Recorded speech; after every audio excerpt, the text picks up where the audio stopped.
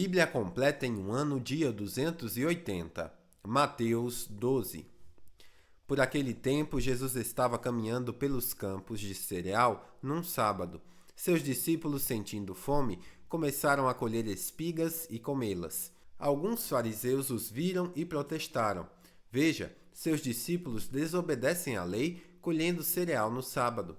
Jesus respondeu: Vocês não leram as Escrituras? O que fez Davi quando ele e seus companheiros tiveram fome? Ele entrou na casa de Deus e, com seus companheiros, comeram os pães sagrados que só os sacerdotes tinham permissão de comer. E vocês não leram na lei de Moisés que os sacerdotes de serviço no templo podem trabalhar no sábado? Eu lhes digo: há alguém aqui maior que o templo. Vocês não teriam condenado meus discípulos inocentes se soubessem o significado das Escrituras.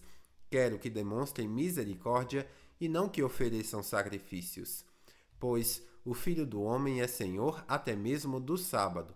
Então Jesus foi à sinagoga local, onde viu um homem que tinha uma das mãos deformada. Os fariseus perguntaram a Jesus: a lei permite curar no sábado? Esperavam que ele dissesse sim, para que pudessem acusá-lo. Jesus respondeu: Se um de vocês tivesse uma ovelha e ela caísse num poço no sábado, não trabalharia para tirá-la de lá? Quanto mais vale uma pessoa que uma ovelha? Sim, a lei permite que se faça o bem no sábado. Em seguida disse ao homem: Estenda a mão. Ele a estendeu e ela foi restaurada e ficou igual a outra. Então os fariseus convocaram uma reunião para tramar um modo de matá-lo. Jesus, sabendo o que planejavam, retirou-se daquela região. Muitos o seguiram e ele curou todos os enfermos que havia entre eles. Contudo, advertiu-lhes que não revelassem quem ele era. Cumpriu-se assim a profecia de Isaías a seu respeito. Vejam, meu servo, aquele que escolhi, é meu amado. Nele tenho grande alegria. Porei sobre ele meu espírito e ele proclamará justiça às nações. Não lutará, nem gritará, nem levantará a voz em público. Não esmagará a cana quebrada, nem apagará a chama que já está fraca. Por fim, ele fará que a justiça seja vitoriosa. E o seu nome será a esperança de todo o mundo. Então levaram Jesus até um homem cego e mudo que estava possuído por um demônio. Jesus o curou e ele passou a falar e ver. Admirada, a multidão perguntou: Será que este homem é o filho de Davi? No entanto, quando os fariseus souberam do milagre, disseram: Ele só expulsa demônios porque seu poder vem de Beelzebu, o príncipe dos demônios. Jesus conhecia os pensamentos deles e respondeu: Todo reino dividido internamente está condenado à ruína. Uma cidade ou família dividida contra si mesma se desintegrará. Se Satanás expulsa Satanás, está dividido e luta contra si mesmo, e seu reino não sobreviverá. Se eu expulso demônios pelo poder de Beelzebu, o que dizer de seus discípulos? Eles também expulsam demônios, de modo que condenarão vocês pelo que acabaram de dizer. Mas, se expulso os demônios pelo Espírito de Deus, então o reino de Deus já chegou até vocês.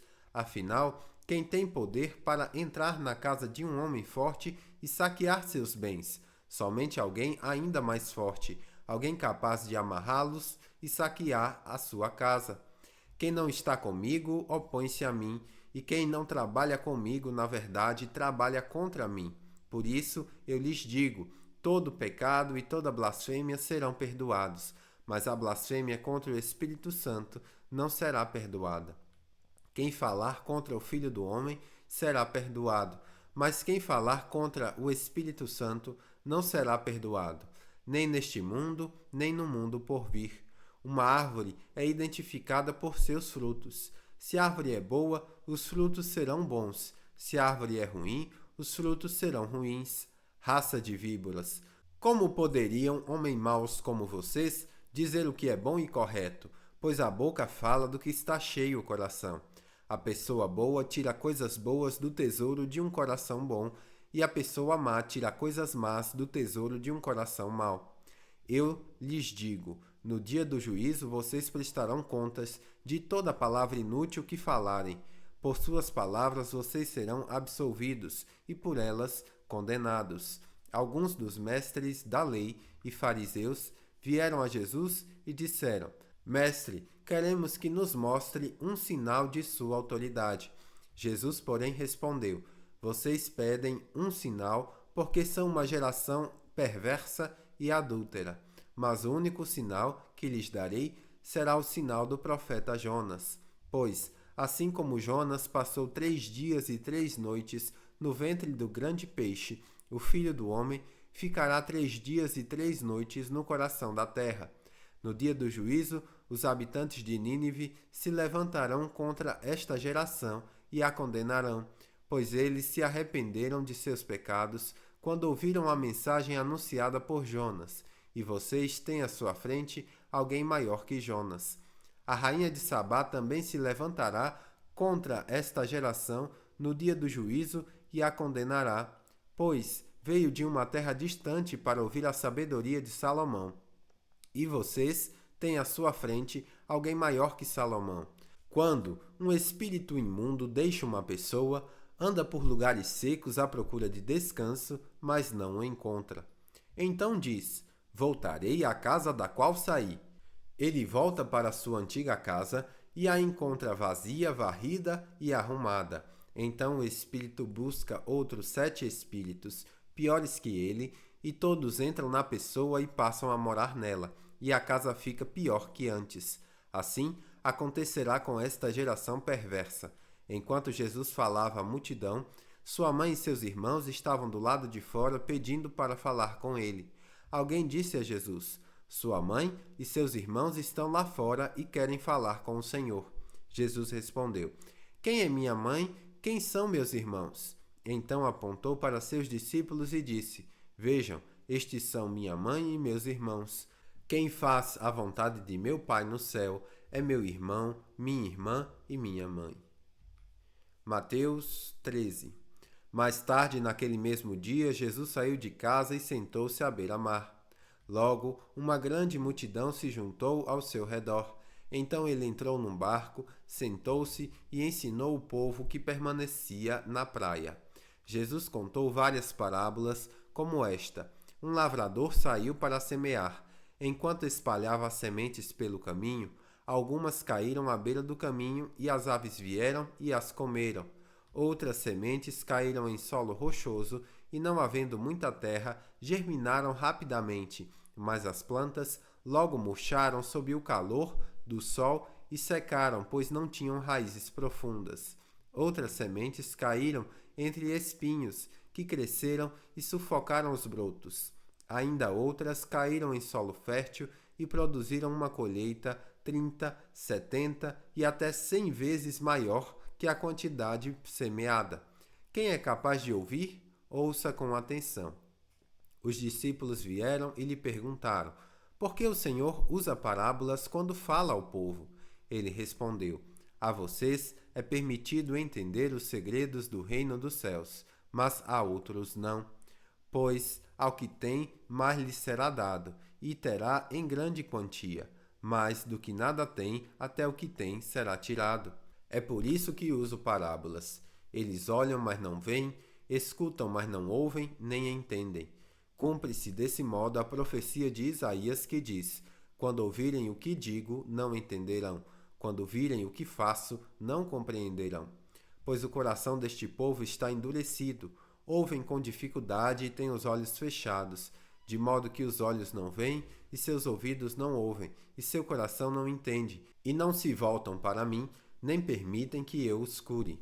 Felizes, porém, são seus olhos, pois eles veem, e seus ouvidos, pois eles ouvem. Eu lhes digo a verdade: muitos profetas e justos desejaram ver o que vocês têm visto e ouvir o que vocês têm ouvido, mas não puderam. Agora, ouçam a explicação da parábola sobre o lavrador que saiu para semear. As sementes que caíram à beira do caminho representam os que ouvem a mensagem sobre o reino e não a entendem. Então o maligno vem e arranca a semente que foi lançada em seu coração. As que caíram no solo rochoso representam aqueles que ouvem a mensagem e sem demora a recebem com alegria. Contudo, uma vez que não têm raízes profundas, não duram muito. Assim que enfrentam problemas ou são perseguidos por causa da mensagem, cedo desanimam. As que caíram entre os espinhos representam outros que ouvem a mensagem, mas logo ela é sufocada pelas preocupações desta vida e pela sedução da riqueza, de modo que não produzem fruto. E as que caíram em solo fértil representam os que ouvem e entendem a mensagem e produzem uma colheita 30, 70 e até 100 vezes maior que a quantidade semeada. Esta foi outra parábola que Jesus contou. O reino dos céus é como um agricultor que semeou boas sementes em seu campo. Enquanto os servos dormiam, o inimigo veio, semeou o joio no meio do trigo e foi embora. Quando a plantação começou a crescer, o joio também cresceu. Os servos do agricultor vieram e disseram: O campo em que o Senhor semeou as boas sementes está cheio de joio. De onde veio? Um inimigo fez isso, respondeu o agricultor. Devemos arrancar o joio? Perguntaram os servos. Não, respondeu ele.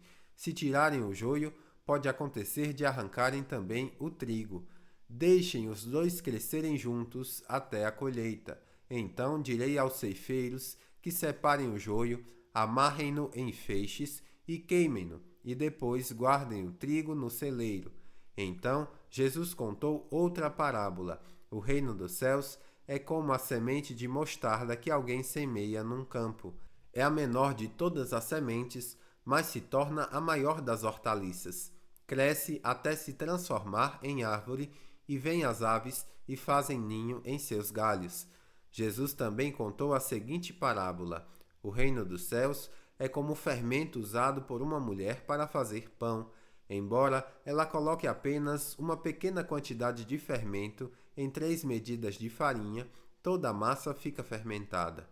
Jesus sempre usava histórias e comparações como essas quando falava às multidões. Na verdade, nunca lhes falava sem usar parábolas.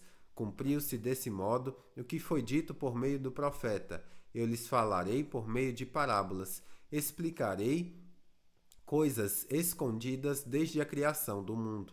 Em seguida, deixando as multidões do lado de fora, Jesus entrou em casa. Seus discípulos lhe pediram: Por favor, explique-nos a história do joio no campo. Jesus respondeu: O filho do homem é o agricultor que planta as boas sementes. O campo é o mundo, e as boas sementes são o povo do reino. O joio são as pessoas que pertencem ao maligno. E o inimigo que plantou o joio no meio do trigo é o diabo. A colheita é o fim dos tempos, e os que fazem a colheita são os anjos. Da mesma forma que o joio é separado e queimado no fogo, assim será no fim dos tempos.